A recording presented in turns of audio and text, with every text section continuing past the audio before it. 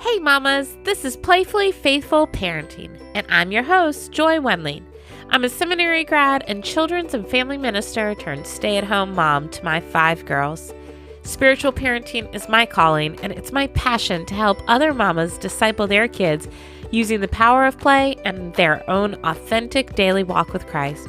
If you're a mama who wants to introduce your kids to Jesus and watch as the Holy Spirit transforms their lives, this is the place for you. I'm so glad you're here. So let's dive in and see how we can partner with God today. Hey mamas, welcome to Playfully Faithful Parenting. I'm your host, Joy, and today we are looking at the book of Judges. Now, you might wonder what Judges has to do with parenting and discipling our children. But this week, I listened to the Bible recap and read that plan. It's the Bible in a year chronologically, and I read that plan. This is my 3rd year doing it. And this year, as I was listening to Judges 2, something really stuck out to me. And it says this: when Joshua dismissed the people, the Israelites all went to their own inheritances to take possession of the land. The people worshiped the Lord all the days of Joshua and all the days of the elders who outlived Joshua, who had seen all the great work that the Lord had done for Israel. Joshua, son of Nun, the servant of the Lord, died at the age of 110 years. So they buried him within the bounds of his inheritance in Timnath-Heres in the hill country of Ephraim, north of Mount Gash. All right, so Joshua, Moses passed on the leadership role to Joshua, and Joshua got to bring the people into the promised land. And so this is kind of right after all of that. So it says, Joshua had to bring the people back into obedience with the Lord. That's the Israelites' pattern. That's our pattern in and out of obedience to the Lord, right? So here it is, the end of Joshua's life. He's brought them back, and now Joshua has died. The elders who were with Joshua, living at the same time as Joshua, they also passed away. And it says, moreover, that whole generation was gathered to their ancestors. They all died. And another generation grew up after them. So this is the generation right after those who were brought into the promised land. So 2 generations ago, they had been freed from Egypt. Then that generation had to pass away in those 40 years to be brought into the promised land because they disobeyed. And so they lost their opportunity to be welcomed into the promised land. So there's this new generation that's welcomed into the promised land. So just 1 generation later. And it says this next generation grew up after them, who did not know the Lord or the work that he had done for Israel. Then the Israelites did what was evil in the sight of the Lord and worshipped the Baals. And they abandoned the Lord, the God of their ancestors, who had brought them out of the land of Egypt. They followed other gods from among the gods of the people who were all around them and bowed down to them, and they provoked the Lord to anger. They abandoned the Lord and worshipped Baal and the Astartes. It is so not that far removed. This generation here was just a generation following those who had been brought into the promised land, and they did not know the Lord.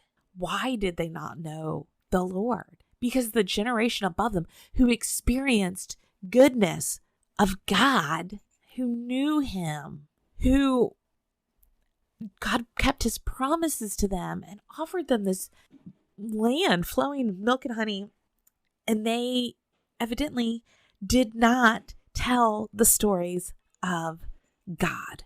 I've talked about in a few previous episodes, and I'll link them in the show notes, talking about telling our stories, telling stories to kids. Stories are a wonderful, easy way to play, but it's not just play. Stories have power. Stories have importance. Stories help us to pass on the work that God has done for us and for his people all the way back.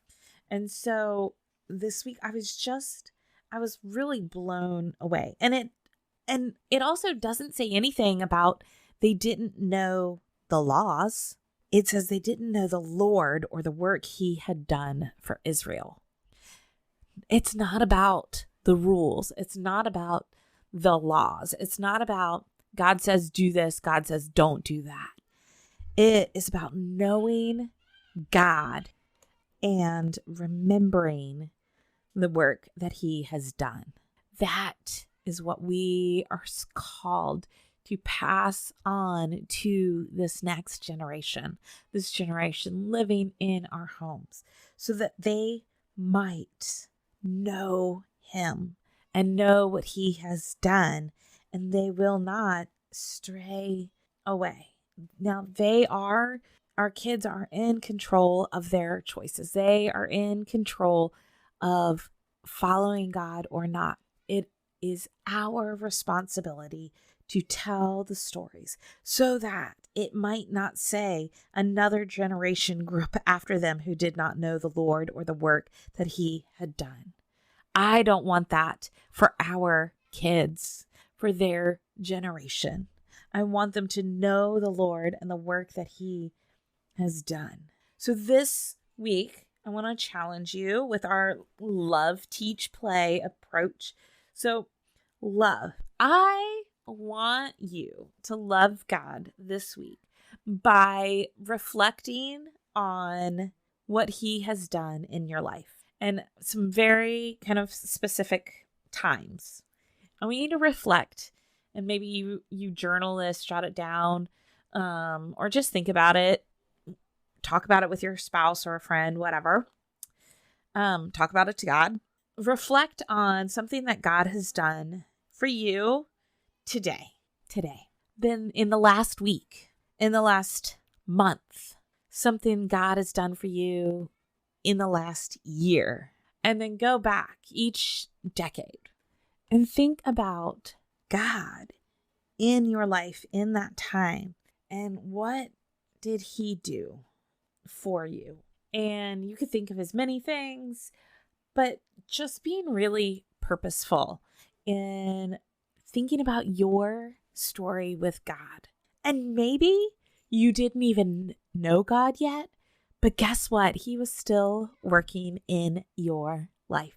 So that is how we are going to love God, as we are going to reflect on what God has done in our lives. Then teach. We're going to teach our kids what God has done and teach them to look for what he has done in their lives.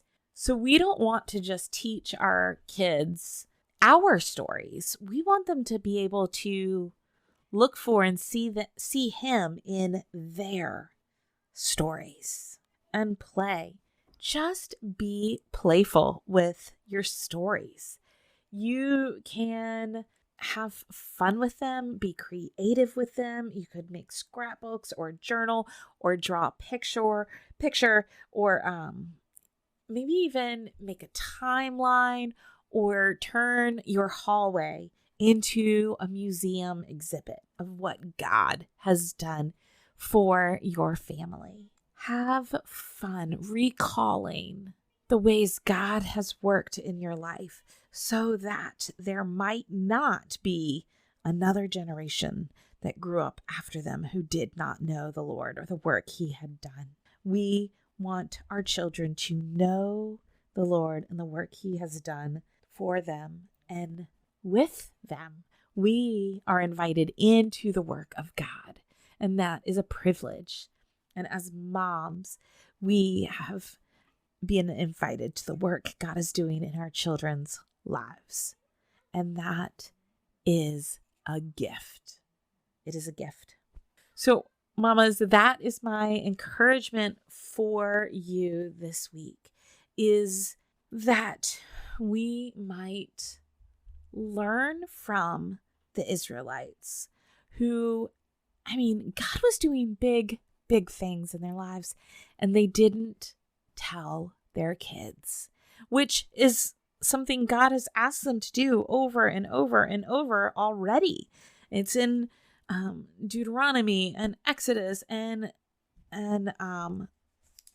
Joshua, and it's just over and over. Joshua 4, just the book ahead of this, Joshua has them build, this pillar of stones to remember God, so that when the children see this, they might ask questions, and you can say, this is what God has done in our lives.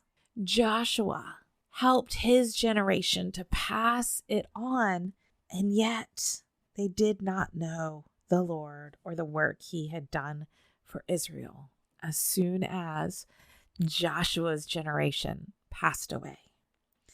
And so I just want to close with this little quote, well, not so little, but quote-ish, longish quote from C.S. Lewis. So this is, I'm reading from the New Revised Standard Version, the C.S. Lewis Bible. And there is a quote from God in the Dock. It's an article on the transmission of Christianity. It says, this very obvious fact that each generation is taught by an earlier generation must be kept very firmly in mind. None can give to another what he does not possess himself. No generation can bequeath to its successor what it has not got. You may frame the syllabus as you please, but when you have planned and reported ad nauseum, if we are skeptical, we shall teach only skepticism to our pupils, or I'll add to our children. If fools, only folly. If vulgar, only vulgarity. If saints, sanctity. If heroes, heroism. Education is only the most fully conscious of the channels whereby each generation influences the next. It is not a closed system. Nothing which was not in the teachers can flow from them into the pupils. We shall all admit that a man who knows no Greek himself cannot teach Greek to his form. But it is equally certain that a man whose mind was formed in a period of cynicism and disillusion cannot teach hope or fortitude. A society which is predominantly Christian will propagate Christianity through its schools, or I'll add homes. One which is not will not. If your kids are picking up things from home, or not picking up things that you want them to be learning at home, we need to check ourselves. I know I do. I have to check myself a lot. When I see things in my kids, I have to say, are they learning this from me? Sometimes yes, sometimes no. But I can't teach them things that I'm not practicing. I can't teach them patience if I'm not practicing patience. I can't teach them emotional regulation if I am not emotionally regulated. And it doesn't mean I can't learn it alongside them, but I can't expect them to learn it if I'm not practicing it or growing in it or know it myself. And so I just thought that was a really good reminder that this is an overflow of our own faith. This is an overflow of our relationship with God. And so, mamas, as you walk in an authentic relationship with God in front of your kids, you get to invite them in along the way. Mamas, on behalf of God, thank you for loving his kids and playing with them. Have a happy, holy week and happy early Easter. Celebrate the resurrection big and bold this week and help your kids to know why it is such a celebration. Bye, mamas. Hey mamas, this week I talked about discipling your kids at home using stories of who God is and what he has done in your own life and in your kids' lives. If this is something you need help with, let's get on a Zoom call and talk about it.